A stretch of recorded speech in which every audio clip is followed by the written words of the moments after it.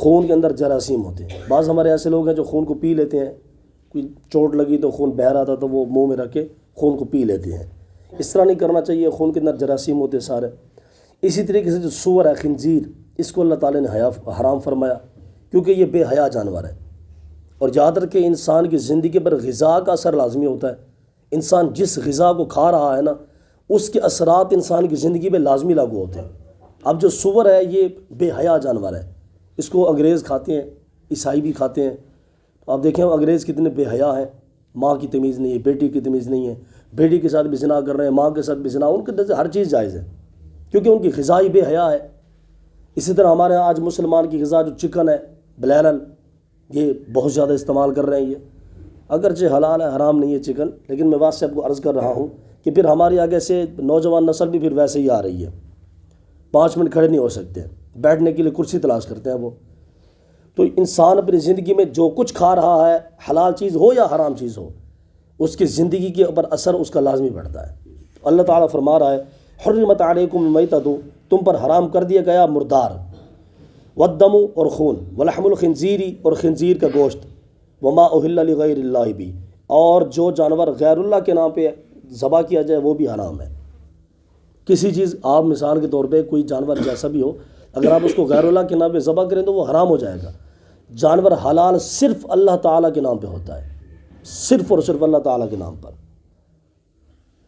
جانور ہو کسی نام کسی کا لگا سکتے ہیں، یہ جی غوث پاک کی 11ویں کا بکرا ہے جی، لیکن جب ذبح کریں گے تو اللہ کا نام لیں گے، ظاہر سی بات ہے. اسی طریقے سے جب اچھا جو بندہ ذبح کرے گا اس پر واجب ہے کہ وہ بسم اللہ اللہ اکبر پڑھے. اور جتنے بندے چھری پر ہاتھ رکھیں گے، بعض اوقات برکت کے لیے قربانی کے دنوں میں نا وہ مالک ذرا وہ بھی چھری پر ہاتھ رکھ لیتا ہے. تو جو بندہ چھری پر ہاتھ رکھے گا اس پر تکبیر پڑھنا واجب ہوگا، اور اتنی آواز سے پڑھے کہ دوسرے بندے تک آواز پہنچ جائے. بالفرض وہ بندہ پڑھنا بھول گیا، جانور تگڑا تھا تو بندے کی توجہ نہیں رہی بسم اللہ کی طرف، تکبیر کی طرف، اس نے ویسے ذبح کر دیا تو اس کا جانور حلال ہو جائے گا. مسلمان ہو، نبی پاک علیہ السلام نے فرمایا جو بندہ مسلمان ہوتا ہے اس کے دل میں اللہ کا نام موجود ہوتا ہے. اگر وہ بندہ بھول بھی گیا ہے نا، کوئی مسئلہ نہیں ہے، جانور حلال ہو جائے گا. تو فرمایا کہ جو جانور غیر اللہ کے نام پہ ذبح کیا جائے وہ حرام ہوتا ہے. وما اہل لغیر اللہ بھی، جو حلال کیا جائے، نام نہیں حلال کیا جائے غیر اللہ کے نام پہ، وہ جانور جو ہے وہ حرام ہو جاتا ہے. والمنخنقۃ، اور وہ جانور جو جس کا گلا دبا کے مار دیا جائے، جس نے رسہ پھنس جاتا ہے جانور کے، اس کا سانس بند ہو گیا، اس حال میں اللہ نہ کرے مر گیا تو جانور حرام ہے. والموقوذۃ، وہ جانور کسی چوٹ سے اگر مر گیا، جانور روڈ پہ جا رہے تھے کہ بڑی گاڑی اس نے ٹکر ماری جانور کو، جانور ابھی پہ مر گیا، مردار ہے. والمتردیۃ، اور جانور اونچائی سے گرا نیچے زمین پر، اگر اس حال میں وہ مر گیا وہ بھی حرام ہے. والنطیحۃ، اور اگر کسی ایک جانور کو کسی دوسرے جانور نے ٹکر ماری، سینگ لگ گیا اچھے طریقے سے اور جانور مر گیا، وہ بھی حرام ہے. وما اکل السبع الا ما ذکیتم، اور وہ جانور کہ جس کو کسی درندے نے کھایا ہو، درندے نے مار کے کھایا ہو، وہ بھی حرام ہے. الا ما ذکیتم، ہاں مگر جس کو تم نے ذبح کر لیا. مثال کے طور پہ کوئی جانور تھا، اس کو شیر نے پکڑ لیا، تھوڑا سا کاٹ لیا، کھا لیا، لیکن وہ جانور زندہ ہے، آپ نے جا کے اس کو شریعت کے مطابق ذبح کر لیا، اس کا خون بہہ گیا، جانور حلال ہے. جہاں سے شیر نے کھایا اس کو تھوڑا سا وہ حصہ کاٹ کے ڈال دیں، باقی جانور ہم کھا سکتے ہیں. وما ذبح علی النصب، اور جو جانور تھان پر جا کے ذبح کیا جائے. جو مشرکین مکہ تھے نا، یہ جانور کو لے جاتے، انہوں نے جو 360 بت بنائے ہوئے تھے مکہ میں، تو ہر بت کے سامنے جا کے ایک جانور کو ذبح کرتے، اس کا جو خون تھا وہ بت پر ڈال دیا کرتے تھے. اس کو بولتے ہیں تھان پر لے جا کے جانور کو حلال کرنا. تو جو جانور اس طرح کا ہو کہ مشرکین مکہ جو جانور لے کے جاتے ہیں، اچھا اس مسئلے کو سمجھیں، جو بندہ کوئی جانور جیسے مشرکین ہے تھان پر لے جا کے ذبح کرتے تھے، اگر یہ مشرکین جا کے اللہ کا نام لے کے بھی وہاں پہ ذبح کریں نا تھان پر، وہ پھر بھی حرام ہے، کیونکہ وہ شرک کا اڈا ہے. وہاں پہ ہمارے بزرگ فرماتے ہیں کہ جو موضع تہمت جگہ ہے نا، وہاں سے بھی جانے سے بچو. موضع تہمت جگہ، اے خواہ تم پر تہمت پڑ جائے گی، بازار میں تمہارا کوئی کام نہیں، وہاں سے گزرنے سے منع کرو، پرہیز کرو، تہمت کی جگہ ہے. تو ہر وہ جانور جو مشرکین جا کے 360 بتوں پر ہر بت کے نام پر ایک جانور جا کے ذبح کرتے تھے، تو یہ جانور حرام ہے. اللہ فرما رہا ہے وَأَن تَسْتَقْسِمُوا بِالْأَزْلَامِ، اور مشرکین مکہ کچھ یہ کرتے تھے کہ کافی سارے جانوروں کو جمع کر کے نا وہ گوشت اکٹھا کر لیتے تھے، پھر تین کے اوپر تیروں کے ساتھ جوا کھیلتے تھے کہ جس بندے کے تیر نشانے والے ہو گئے یہ سارا گوشت اسی کا ہو جائے گا۔ یہ ایک رسم تھی مشرکین مکہ میں، اللہ تعالیٰ نے اس کو بھی فرمایا ذالکم فسق، یہ سارے کے سارے کام فسق ہے، جوا فسق ہے، حرام ہے۔ الیوم یئس الذین کفروا من دینکم، اللہ فرما رہا ہے کافر مایوس ہو چکے ہیں تمہارے دین سے، فلا تخشوہم واخشونی، یا مسلمانوں تم کافروں سے نہ ڈرو بلکہ اللہ تعالیٰ کی ذات سے ڈرو۔ یہ کیسی بات ہے سرکار؟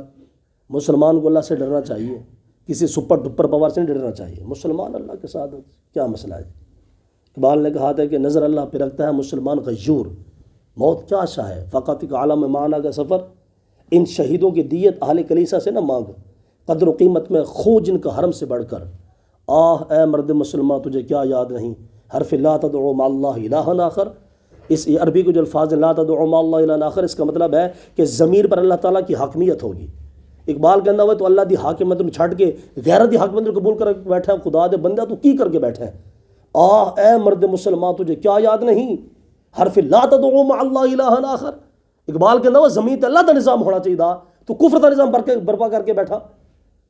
نظر اللہ پہ رکھتا ہے مسلمان غیور، مسلمان اللہ تو ڈرنا چاہیے تھا، کافر تو کیوں ڈرتا جناب؟ موت کیا آشا ہے، فقط ایک عالم معنی دا سفر۔ اقبال کہنا مرنا تو ہر کسی نہیں ہے، لیکن چس والی موت اس مسلمان دیے جہدی نظر اللہ تعالیٰ دی ذات ہو گئے۔ فرمایا فلا تخشوہم واخشونی، فرمایا لوگو تم کافروں سے نہ ڈرو بلکہ اللہ کی ذات سے ڈرو۔ الیوم اکملت لکم دینکم واتممت علیکم نعمتی، اللہ فرما رہا ہے مسلمانوں میں نے تمہارے لیے تمہارا دین مکمل کر دیا ہے، آج کے بعد نہ کوئی دین آئے گا، نہ کوئی شریعت آئے گی، نہ کوئی نبی آئے گا، نہ کچھ ہوگا، دین بھی مکمل، انبیاء بھی مکمل، واتممت علیکم نعمتی، اور میں نے تم پر نعمت بھی مکمل کر دی۔ فتح مکہ ہو گیا، خیبر ہو گیا، حنین ہو گیا، سارا کچھ ہو گیا۔ ورضیت لکم الاسلام دینا، اور میں نے تمہارے لیے دین کو پسند کیا ہے، اے مسلمانوں میں نے تمہارے لیے دین کو پسند کیا ہے۔ حضرت صاحب دین ساڑھے واسطے نازل ہویا ہے، جانور واسطے نازل نہیں ہویا، لیکن سانو دین وارچ نہیں آئے گا۔ یہ اللہ کی رضا ہے کہ مسلمان اس کے دین کے مطابق زندگی بسر کرے۔ میں آپ سے پھر پوچھتا ہوں بطور سوالن کے، اللہ تعالیٰ نے دین کس کے لیے نازل کیا؟ پہاڑوں کے لیے، جانوروں کے لیے؟ کس کے لیے نازل کیا؟ انسان کے لیے، لیکن عمل کیوں نہیں کرتا انسان؟ یہ سوال ہے مسلمان کے اوپر کہ بتاؤ بھی اللہ تعالیٰ نے ایڈی وڈی کائنات کا نظام انسان واسطے اگر نازل کیتا، انسان کیوں نہیں عمل کر دے گا؟ لیکن یہ تب جب جا کے ممکن ہوگا کہ امام صاحب دے ہاتھے ڈنڈا ہوئے، یہ عمر بن خطاب دے ہاتھے ڈنڈا سی، دیکھو پھر سارے لوگ نماز پڑھنے کی نہیں، نماز سارا کچھ ہو جانے جناب۔ فَمَنِ اضْطُرَّ فِي مَخْمَصَةٍ غَيْرَ مُتَجَانِفٍ لِإِثْمٍ، اللہ فرما رہا ہے بس جو مجبور ہو بھوک کے اندر، غیر متجانفن لِإِثْمٍ، وہ گناہ کرنے والا نہ ہو، تو وہ تھوڑا ان چیزوں میں سے کھا سکتا ہے۔ یہ جو پیچھے حرام چیزیں گزری ہیں نا، اگر بندے کے پاس کوئی ہوش ہے ہی نہیں، مر جائے گا، بھوکا ہے، تو تھوڑا جا کھا لے جان بچان واسطے۔ فَإِنَّ اللَّهَ غَفُورٌ رَحِيمٌ، بے شک اللہ تعالیٰ بہت بخشنے والا مہربان ہے۔ یعنی اگر حرام کھا بھی لے گا نا، اللہ نے انہیں معاف کیتا ہوا جان بچانے واسطے۔ ایسے واسطے انسان کے اوپر جان بچانا فرض ہے، خود خوشی حرام ہے، جان بچانا فرض ہے۔ اللہ تعالیٰ ہمیں سمجھنے کی توفیق عطا فرمائے۔